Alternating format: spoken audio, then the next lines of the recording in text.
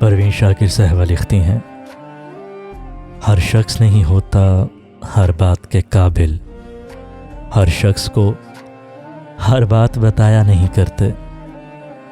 کداوروں کے ساتھ نہ چلنا میرے یارو، اونچے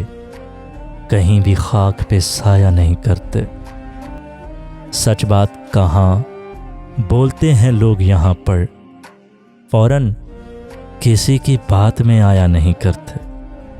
اخلاص اور احساس کا افلاس ہے ہر سو، اس دور میں جذبات لٹایا نہیں کرتے، یہ تخت خدا ہے